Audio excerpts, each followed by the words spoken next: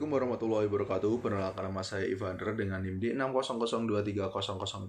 Pada kesempatan kali ini izinkan saya untuk memaparkan hasil laporan praktik lapangan yang berjudul Pendekatan Ergonomi Makro pada Pengaruh Lingkungan Kerja Terhadap Kinerja Karyawan di PT Cahaya Karisma Plasindo.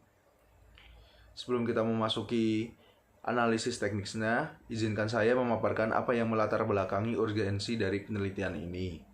Memasuki latar belakang, industri manufaktur modern saat ini dihadapkan pada persaingan ketat yang menuntut efisiensi tinggi, zero defect, serta produktivitas yang optimal. Namun seringkali industri hanya fokus pada modernisasi mesin tanpa menyadari bahwa sistem kerja yang melibatkan interaksi manusia adalah kunci utamanya. Hal ini kami jumpai secara nyata di PT Cahaya Karisma Plasindo, khususnya pada lini HD printing. Di lini ini, para operator dituntut untuk menjaga kestabilan kualitas cetak plastik PE, PP, dan HDPE di tengah paparan kebisingan mesin yang ekstrim, suhu ruangan yang panas, serta keterbatasan koordinasi kerja lintas shift. Kompleksitas inilah yang melandasi pentingnya penggunaan pendekatan Macroergonomic Analysis and Design atau MEAD. Dari fenomena lapangan tersebut, kami merumuskan 3 pilar masalah utama yang harus dipecahkan. Ada 3 rumusan masalah utama pada penelitian ini. Yang pertama, bagaimana potret kondisi real lingkungan kerja, baik fisik seperti bising dan panas maupun non-fisik seperti koordinasi tim di lini HD printing saat ini. Yang kedua, sejauh mana kondisi lingkungan kerja tersebut berkorelasi secara langsung terhadap penurunan konsentrasi dan kualitas kerja operator. Dan ketiga, apa langkah perbaikan struktur yang paling prioritas untuk dilakukan penggunaan metode MEAD guna menyelaraskan sistem kerja tersebut. Untuk menjawab seluruh rumusan masalah tersebut, ditetapkan 5 poin tujuan penelitian yang terukur, yaitu yang pertama, mengidentifikasi secara kuantitatif parameter fisik seperti tingkat kebisingan, temperatur udara, serta aspek non-fisik berupa kepatuhan SOP. Kedua, mengevaluasi kinerja operator secara komprehensif melalui indikator kualitas, kuantitas, ketetapan waktu, dan tanggung jawab kerja. Ketiga, menganalisis hubungan sebab akibat antara tingginya beban lingkungan fisik terhadap kelelahan mental atau fatigue pekerja. Keempat, mendeteksi terjadinya sistem misfit atau ketidaksesuaian sistemis antara aspek sosial karyawan dengan teknologi mesin yang digunakan.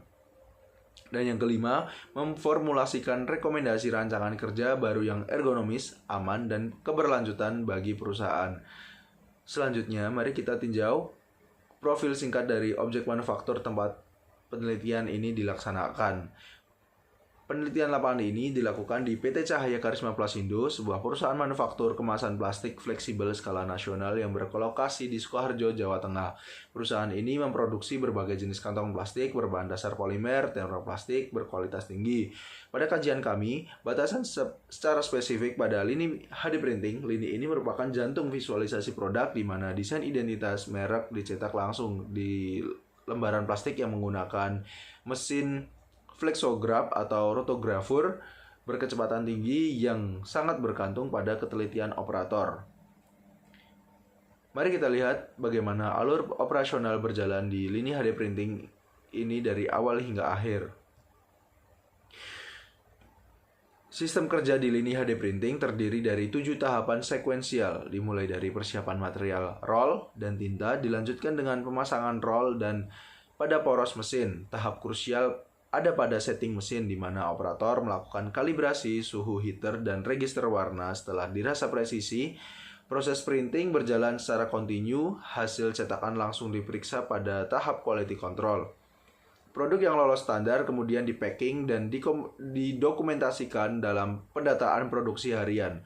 Kelemahan di koordinasi salah satu tahap ini akan mengganggu efisiensi tahap berikutnya. Melalui pengamatan alur ini, kami berhasil memetakan ketidaksesuaian sistem kerja atau yang disebut sistem misfit. Berdasarkan perspektif ergonomi makro, masalah industri tidak pernah berdiri sendiri. Kami mengidentifikasi adanya sistem misfit pada 5 dimensi. Pada aspek organisasi, tidak adanya evaluasi kerja berkala membuat tindakan perbaikan bersifat reaktif.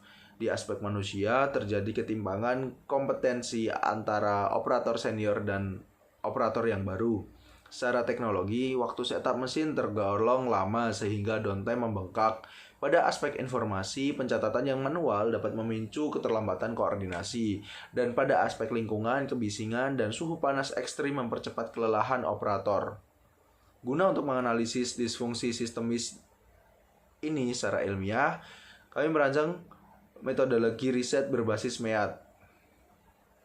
Metodologi riset ini dijalankan secara runtut menggunakan kerangka kerja MEAT. Pengumpulan data di awal dilakukan melalui triangulasi metode, yaitu observasi fisik, wawancara mendalam, dan dokumentasi histori produksi. Data yang terkumpul disaring melalui analisis sosioteknis menggunakan 3 alat analisis utama, yaitu fishbone diagram 6M untuk melacak akar masalah, hierarchical decision analysis untuk menguji jalur birokrasi keputusan, dan work domain analysis untuk memahami batasan sistem. Output akhir yang ditargetkan adalah rancangan sistem yang kerjanya yang selaras, ergonomis, efektif, dan efisien. Mari kita bedah akar masalah terkecil menggunakan diagram fishbone. Melalui diagram fishbone, kami menetapkan akar penyebab kinerja di lini produksi printing yang belum optimal. Faktor manusia, keterbatasan skill, asisten operator memicu kelelahan mental saat menghadapi kendala. Faktor mesin, perawatan mesin masih bersifat korektif sehingga kebisingan meningkat pesat saat operasi. Faktor metode, SOP cetak tidak seragam antara shift pagi dan shift malam. Faktor material, fluktuasi ketebalan roll memicu seringnya kalibrasi ulang. Faktor lingkungan, panas heater yang terperangkap dan cahaya redup menurunkan ketelitian mata operator. Faktor manajemen, pengawasan lapangan masih sangat longgar tanpa indikator performa atau KPI yang jelas.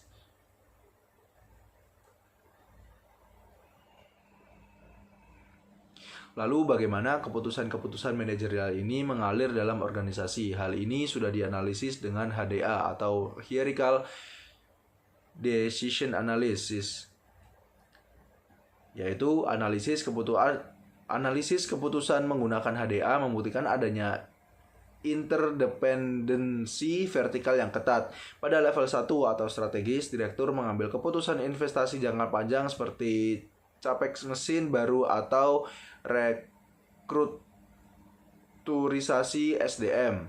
Di level 2 atau taktis, manajer produksi mengendalikan jadwal mingguan, ketersediaan bahan, serta kepatuhan lini terhadap SOP. Sementara pada level 3 atau operasional, supervisor harian berfokus pada penyelesaian kendala mesin secara real time di lantai pabrik. Ketidakselarasan informasi dari bawah ke atas seringkali membuat keputusan ini singkat, strategis, tidak sesuai dengan kebutuhan real di lantai produksi. Dengan memahami domain kerja ini, kami menyusun rekomendasi perbaikan sosioteknis yang komprehensif. Melalui WDA atau Work Domain Analysis, kami menyimpulkan bahwa kegagalan pencapaian target kualitas cetak bukanlah kesalahan personal operator semata. Ini adalah akibat kegagalan sistemis, kebisingan di atas 85 desibel, dan ruangan yang suhunya panas tinggi secara ilmiah terbukti mempercepat laju detak jantung dan memicu fatigue kognitif. Akibatnya, pada jam-jam kritis, ketelitian operator dapat mendeteksi defisiasi cetakan menurun drastis. Oleh karena itu, solusi yang kami tawarkan untuk menyentuh sisi fisik lingkungan dan penguatan non-fisik secara bersamaan. Berikut ini merupakan rincian rekomendasi intervensi fisik dan non-fisik yang kami usulkan. Kami membagi rekomendasi perbaikan menjadi 2 fokus utama. Yang pertama, intervensi fisik. Kami mengusulkan pemasangan panel isolasi akustik di sekeliling motor penggerak untuk meredam bising, optimalisasi ventilasi mekanis dengan memasang exhaust fan di atap guna menyedot hawa panas heater, serta penataan ulang tata letak atau re-layout penyimpanan bahan baku agar sirkulasi gerak operator lebih lega. Yang kedua, intervensi non-fisik. Kami merancang standarisasi briefing singkat selama 10 menit sebelum pergantian shift dan penggunaan lembar kerja serah terima atau handover log tertulis untuk mencatat histori kendala mesin secara akurat. Tidak hanya itu, kami juga merancang perbaikan agar aspek organisasi, peningkatan kompetensi SDM, serta arah digitalisasi informasi. Untuk menjamin keberlangsungan sistem kerja yang baru, kami menyusun 3 program yang strategis. Yang pertama, standarisasi SOP visual yang ditempelkan di dekat mesin dan didukung evaluasi kinerja objektif berbasis Key Performance Indicator atau KPI yang transparan. Yang kedua, menginisiasi program multi-skill operator melalui pelatihan silang atau cross-training. Hal ini penting untuk memangkas ketergantungan pada orang operator kunci dan menyimbangkan beban kerja. Ketiga, digitalisasi pelaporan. Kami merekomendasikan migrasi bertahap dari pencatatan log sheet kertas ke sistem berbasis terminal tablet vokal di area mesin. Ini akan menyajikan data produktivitas dan downtime secara real time bagi manajemen. Sebagai penutup, mari kita melihat proyeksi dampak positif pasca implementasi solusi ini. Sebagai kesimpulan, implementasi rekomendasi ergonomi makro ini secara bertahap diproyeksikan akan memberikan dampak yang luar biasa bagi perusahaan, antara lain meningkatkan kenyamanan dan keselamatan kerja operator, mereduksi kelelahan fisik mental, memperlancar jalur komunikasi lintasi, meminimalkan produk cacat, serta meningkatkan produktivitas organisasi secara keseluruhan. Keberhasilan PT Cahaya Karisma Plasindo ke depan tidak hanya ditentukan oleh beberapa canggih teknologi mesinnya, melainkan seberapa harmonis teknologi tersebut bekerja sama bersama manusianya.